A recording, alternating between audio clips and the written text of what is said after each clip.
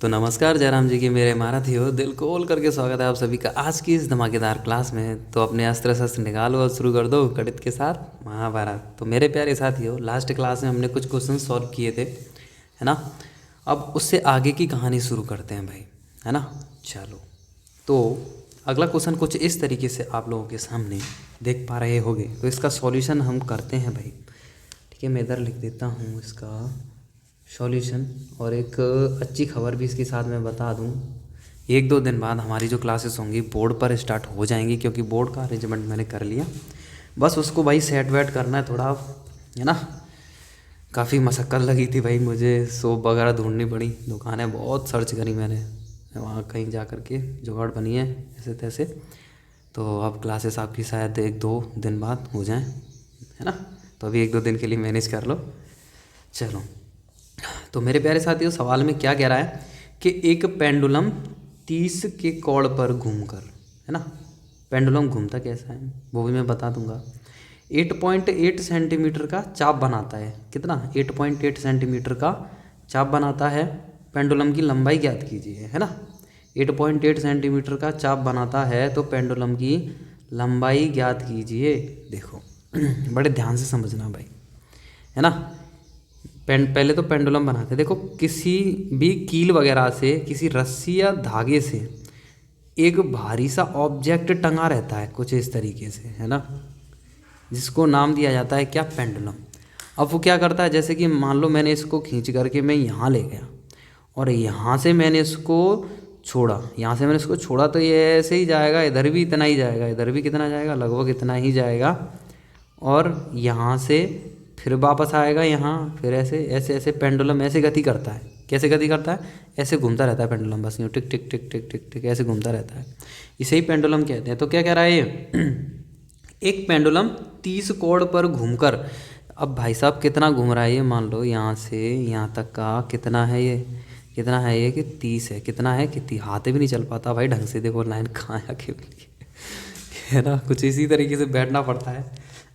चलो एक वीडियो बना के डालूंगा, है ना, कि किस तरीके से मैं इधर अभी फ़िलहाल में वीडियो बना रहा हूँ।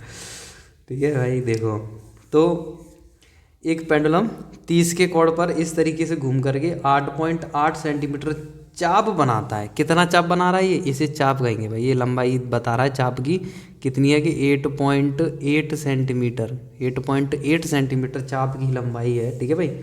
8.8 सेंटीमीटर का चाप बनाता है। कह रहा पेंडुलम की लंबाई याद कीजिए। पेंडुलम की लंबाई यानी कि ये, यानी कि यहाँ से यहाँ तक की इसकी लंबाई, लंबाई क्या? इसकी त्रिज्या, इसकी त्रिज्या हमें निकालनी है भाई। क्या निकालनी है? इसकी त्रिज्या हमें निकालनी है एक तरीके से। यानी देखो चाप की लंबाई दे रखी है, एंगल दे रखा है, त्रिज्या निकालनी है यार, क्या परेशानी है ना। तो चाप की लंबाई दे रखी है। अब चाप की लंबाई का फॉर्मूला क्या होता है बताओ? सभी कमेंट करके लिखेंगे चाप की लंबाई का फॉर्मूला क्या होता है, ठीक है भाई। तो सिंपल यार, मैं इधर लिख देता हूँ। पेंडुलम की लंबाई बराबर क्या? पेंडुलम, है ना, की लंबाई बराबर चाप, चाप पेंडुलम की लंबाई बराबर क्या होगा? देखो हमें यही तो निकालना है, यही निकालना है। तो हमें पता है चाप की लंबाई क्या होती है। चाप की लंबाई जिसे हम क्या कहते हैं, एल बराबर होती है, क्या होती है बताओ? जो लंबाई होती है वो परिधि के अकॉर्डिंग ले जाती है, यानी 2πr के अकॉर्डिंग ले जाती है। तो 2πr इंटू थीटा बट्टे 360, यही तो होता है। होता है कि नहीं होता? तो सिंपल है यार, इसमें हमें एल दे रखी है। एल कितनी दे रखी है? एल दे रखी है 8.8 सेंटीमीटर। एंगल कितना दे रखा है कि 30 डिग्री। फाइंड क्या करना है कि आर। तो कुछ इस तरीके से हम इसमें डाटा फीड कर देंगे तो हमें मिल जाएगा क्या कि एल बराबर यानी 8.8 बराबर 2 इंटू पाई का मान 22/7 गुणा आर का मान कितना निकालना है भाई यार, ठीक है, गुणा थीटा का मान कितना कि थीटा हमारा 30 बट्टे में कितना कि 360, 7 है बट्टे में, इसलिए गुणा करके लिखना पड़ेगा। इससे ये कट गया, 3 से ये 12 3 36 होते हैं, ठीक है। 2 से कितना 6 बार और ये 11 बार, और 2 से ये कितना 3 बार। तो 8.8 बराबर आ जाएगा क्या 11 गुणा आर बट्टे कितना के 3। अब 3 को इधर भेज दो, है ना, और 11 गुणा से भाग में आ जाएगा। तो कुछ इस तरीके से r बराबर कितना मिल जाएगा हमें, तो ये बट्टे में था, ये 8.8 के गुणा में चला जाएगा, और ये r के गुणा में था, ये भाग में आ जाएगा। क्या तुम्हें ये कैलकुलेशन नहीं आती है? पॉइंट हटाओ, नीचे एक ज़ीरो लगाओ, तो 11 8 88 है कि नहीं, 8 तिया 24, यानी r बराबर आ जाएगा 24/10, यानी कि 10 का भाग देंगे तो हम कह सकते हैं 2.4 सेंटीमीटर आंसर आ जाएगा भाई। तो पेंडुलम की लंबाई कितनी आ जाएगी? 2.4 सेंटीमीटर। ठीक है, किसी को कोई परेशानी? यही इसका हो गया भाई क्या आंसर। क्लियर, सभी को समझ में आ गया होगा। बहुत ही ज़्यादा बेसिक और इजी क्वेश्चन था यार। देखो अगला क्वेश्चन भाई, अगला क्वेश्चन आप लोग देख पा रहे होंगे। अगला क्वेश्चन कह रहा है कि 5.7 मीटर त्रिज्या के एक त्रिज्यखंड का, यानी त्रिज्या दे रखी है भाई मीटर में 5.7, 5.7 कह रहा है, त्रिज्या के एक त्रिज्यखंड का परिमाप 27.2 मीटर है। अब इसका परिमाप दे रखा है, क्या दे रखा है? इसका परिमाप दे रखा है कि 27.2 मीटर है। त्रिज्यखंड का क्षेत्रफल ज्ञात कीजिए। क्या कह रहा है? त्रिज्यखंड का क्षेत्रफल ज्ञात कीजिए। तो त्रिज्यखंड का क्षेत्रफल ही तो निकालना है यार, सिंपल है यार। मेरे हिसाब से भाई इस क्वेश्चन को मैं बिल्कुल नहीं कराऊंगा, बहुत ही ज़्यादा इजी है, इसको तुम लोग खुद करना कि 5.7 मीटर त्रिज्या देखो, त्रिज्या दे रखी है, त्रिज्यखंड का परिमाप दे रखा है, और त्रिज्यखंड का क्षेत्रफल निकालना। भाई मैं नहीं कराऊंगा ऐसे। अगले क्वेश्चन की तरफ बढ़ते हैं भाई। अगला क्वेश्चन कुछ इस तरीके से आप लोगों के सामने, एक वृत्त की त्रिज्या 14 सेंटीमीटर है। एक वृत्त की त्रिज्या कितनी है कि 14 सेंटीमीटर। भाई त्रिज्या दे रखी है 14 सेंटीमीटर, है ना, और त्रिज्यखंड का क्षेत्रफल दे रखा है 102.7 सेंटीमीटर, है ना। क्या दे रखा है? त्रिज्यखंड का क्षेत्रफल दे रखा है, त्रिज्यखंड का क्षेत्रफल दे रखा है 102.7 सेंटीमीटर वर्ग सेंटीमीटर। त्रिज्यखंड का केंद्रीय कोण, यार थीटा निकालना है यार, इसमें भी कोई परेशानी? अच्छा छठवां कराऊं पहले। इसमें त्रिज्यखंड का परिमाप दे रखा है। अब त्रिज्यखंड का परिमाप निकालने में तुम्हें परेशानी होगी, है ना। तो एक काम करते हैं, पहले छठवां भी कराते हैं और मेरे हिसाब से सातवां भी करा देते हैं, क्योंकि त्रिज्यखंड का क्षेत्रफल दे रखा है, उसके अकॉर्डिंग थीटा निकालना है। चलो मैं ही करा देता हूँ इन दोनों क्वेश्चनों को।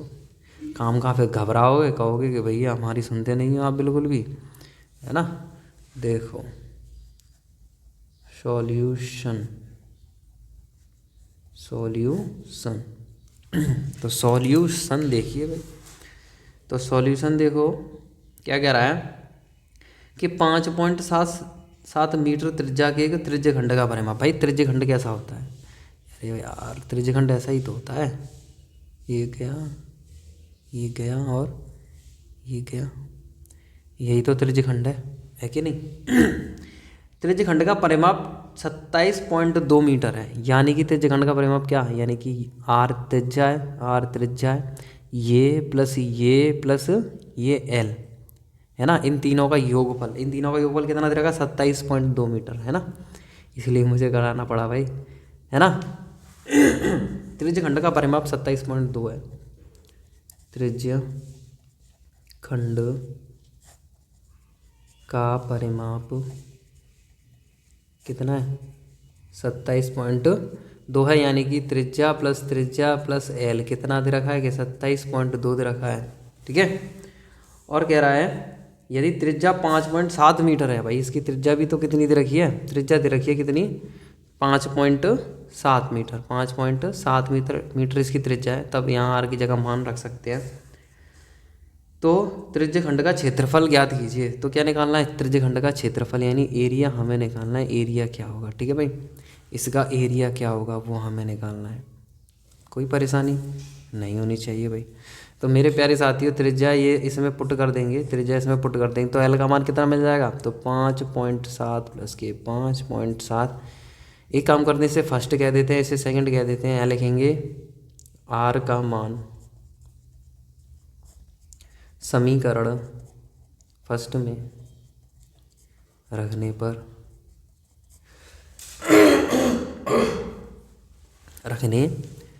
ठीक है भाई, तो रख दो, क्या दिक्कत है। प्लस के एल बराबर 27.2। अब इन दोनों को जोड़ो, कितना हो जाए? 10 11.4, है ना। प्लस के एल बराबर 27.2। अब इसको आगे सॉल्व करेंगे, एक सीमा रेखा बना देते हैं भाई, है ना। सीमा रेखा बन गई। अब यहाँ से एल बराबर निकालेंगे। एल बराबर कितना आ जाएगा 27.2 माइनस के 11.4। ठीक है भाई। तो एल इक्वल आ जाएगा इसमें से इसको माइनस करो, 4 में से 2 को माइनस कर दो, 27 में से 11 को कर दो, है ना। अरे भाई ऐसे नहीं होता, इसे हासिल लेंगे। 12 में से 4 गई तो 8, इधर कितने रह गए 26, 26 में से 11 गई तो कितने बचे। अरे भाई एक एक कम कर दो ना, 5 इधर कम कर दो, 1 इधर कम कर दो, बस हो गया। ये इसकी लंबाई आ गई। ये भी लंबाई किस में निकलेगी, मीटर में। हमारे पास त्रिज्या है, हमारे पास क्या क्या है देखो, हमारे पास त्रिज्या है 5.7, हमारे पास लंबाई है कितनी, लंबाई कितनी है भाई 15.8। हमें क्षेत्रफल निकालने के लिए चाहिए क्या, हमें क्षेत्रफल निकालने के लिए पहले क्षेत्रफल का फॉर्मूला लिख देते हैं। क्षेत्रफल का फॉर्मूला होता है पाई आर स्क्वायर इंटू थीटा बट्टे 360, है ना। आर का मान चाहिए और थीटा का मान चाहिए। हमारे पास आर का तो है लेकिन थीटा का नहीं है, तो सबसे पहले थीटा का मान निकालेंगे। थीटा का मान कैसे निकालेंगे, हमारे पास एल का मान दे रखा है और एल बराबर होता है क्या कि 2 पाई आर थीटा अपॉन 360, है ना। तो यहाँ से थीटा का मान निकल जाएगा ना, आर का है ये, एल का है ये, एल का रख दो 15.8, है ना, बराबर इसको इससे काट दूँ 180 बार कट जाएगा। तो 22/7 गुणा आर का मान 5.7 गुणा थीटा बट्टे 180 है कि नहीं। सिंपल है यार, पॉइंट उठाओ, है ना, पॉइंट उठाओ, ज़ीरो बढ़ाओ, है कि नहीं। पॉइंट उठाओ, ज़ीरो बढ़ाओ, ज़ीरो से ज़ीरो को उड़ाओ, या डायरेक्ट यहाँ से इस पॉइंट को उड़ा सकते थे आप, है ना, लेकिन मैंने समझा दिया।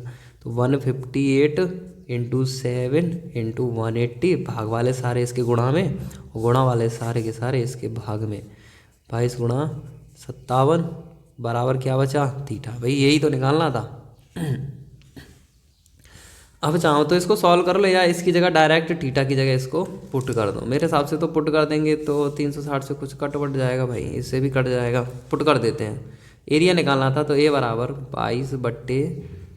22/7 गुणा आर का स्क्वायर, आर कितनी है 5.7 इंटू 5.7 इंटू थीटा कितना है, थीटा कितना है भाई, ये रहा थीटा पूरा रख दो 158 इंटू 7 इंटू 180 बट्टे 22 गुणा 57, ठीक है, और गुणा ये वाला 360, ठीक है। तो देखो पहले तो 22 से 22 को काट दो, पॉइंट हटा के नीचे जीरो बढ़ा दो, 57 से 57 को काट दो, 18 दूनी 36, 2 बार ये कट गया, है ना। 2 से 158 को काट दो, 2 सत्ते 14, 2 नाम 18, है ना। और कुछ बच रहा है नीचे, 7 से 10 बार काट दो, 7 दाढ़े 70, और कुछ बच रहा है नहीं। तो ये बराबर आ जाएगा, देखो स्मार्ट कैलकुलेशन 5.7, है ना। एक और पॉइंट लो, जीरो उड़ा दी मैंने, अब ये पॉइंट है ही नहीं, अब ये पॉइंट है नहीं। 57 इंटू 79, ठीक है, 57 इंटू 79, और कुछ है नहीं है, अपॉन में 100। मेरे प्यारे साथियों इसका आपस में मल्टीप्लाई करो, इसका आपस में जब आप मल्टीप्लाई करोगे, क्या इसका जब आपस में आप मल्टीप्लाई करोगे तो आपको मिल जाएगा कितना, आपको मिल जाएगा 4503, है ना, 4503 इन दोनों का गुणा करने पे मिलेगा, है ना। तो इसका आंसर जो है वो आ जाएगा आप लोगों का ए बराबर, है ना, मैं डायरेक्टली देख के बता रहा हूँ आंसर आप लोग गुणा कर लेना, ठीक है, समझ गए होगे। कितना है 45.03 मीटर स्क्वायर, ये इसका क्या आ जाएगा भाई, आंसर आ जाएगा, ठीक है। मैंने चेक कैसे किया, 9 सत्ते 63 होते हैं, लास्ट का डिजिट 3 आना चाहिए, हाँ सही है, ठीक है भाई, यानी हमने कैलकुलेशन एकदम सही किया।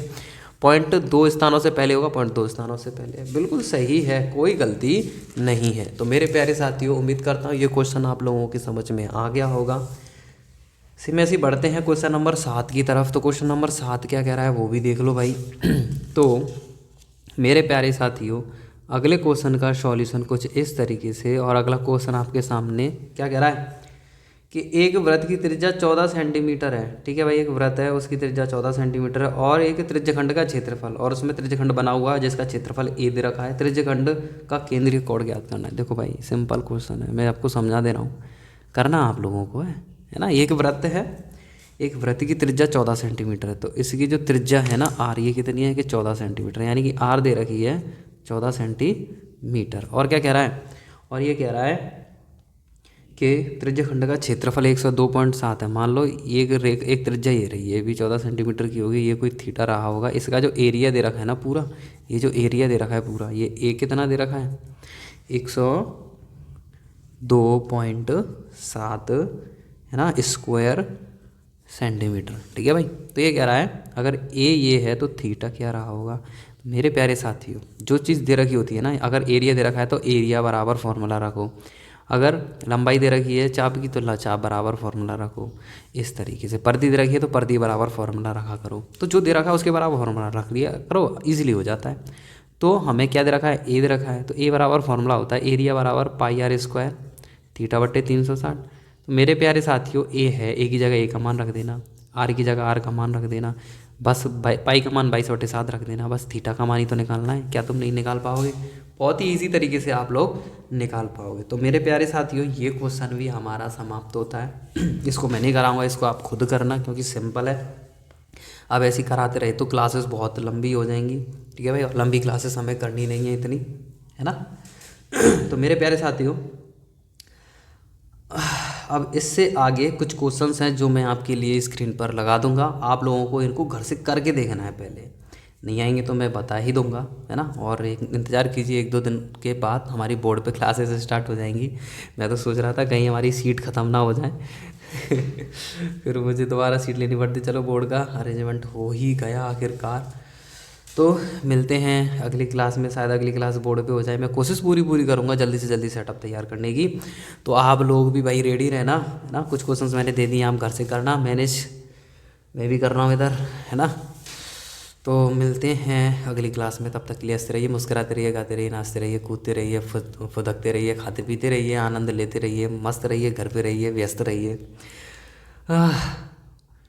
बाय